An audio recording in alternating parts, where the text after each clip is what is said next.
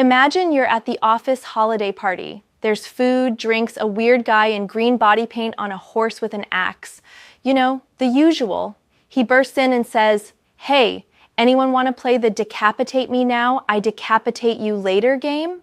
Now, most of us would smile politely, inch toward the buffet, and pretend we didn't hear. But not Sir Gawain. Nope.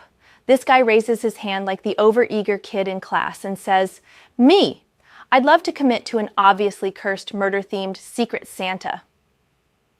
Welcome to Sir Gawain and the Green Knight, a 14th century poem that sounds like a fantasy tale, but secretly reads like a psychological thriller, HR manual, and philosophy class, all mashed into one very chilly, very uncomfortable road trip.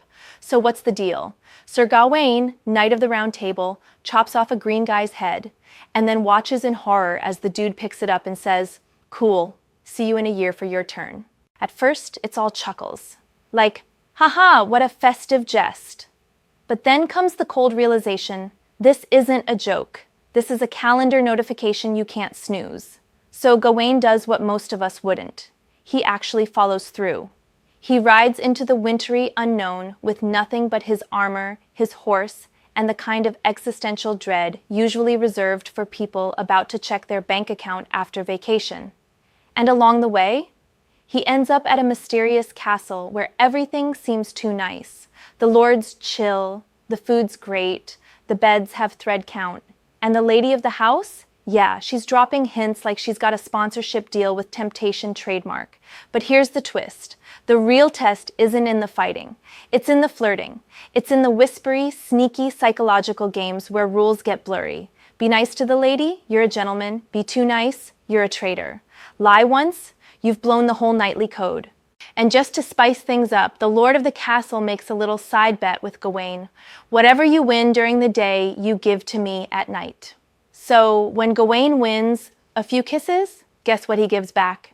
Yep, a few kisses to the lord. Yep, this is where the medieval HR department really starts sweating. But then she gives him something else, a green girdle, allegedly death-proof. And here's where Gawain flinches, just a little.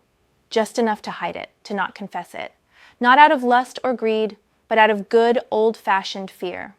And when he finally meets the Green Knight again, he kneels, he braces, and he gets nicked, just a graze. Because the Green Knight knew everything. The whole castle setup, the lady, the kisses, it was all an elaborate moral sting operation. Gawain failed, but only slightly. He didn't kill anyone. He didn't run away. He just flinched. He clung to survival a little harder than to truth, and for that he carries a scar on his neck and a sash around his waist, not as trophies, but as receipts. He goes back to Camelot thinking he's disgraced, but instead of booing him off the round table, the knights start wearing green sashes too, in solidarity. As a reminder that none of them are perfect either, because that's the real twist. The poem isn't about being flawless, it's about being honest. It's about what happens after you mess up. When you come clean, own it, and let that humility shape you more than any armor ever could. So, what can we learn? That perfection is a lie. That the real challenge isn't slaying monsters. It's staying truthful when the rules feel unfair and the stakes are foggy. That honor doesn't come from being invincible. It comes from being accountable. And that sometimes a little green sash of shame can become a banner of growth. And hey, if you want to go on heroic quests of knowledge with less beheading and more binging, you should totally subscribe. I promise. No axe, no girdles, just good stories and even better lessons. Smash that button like you're swinging a broadsword.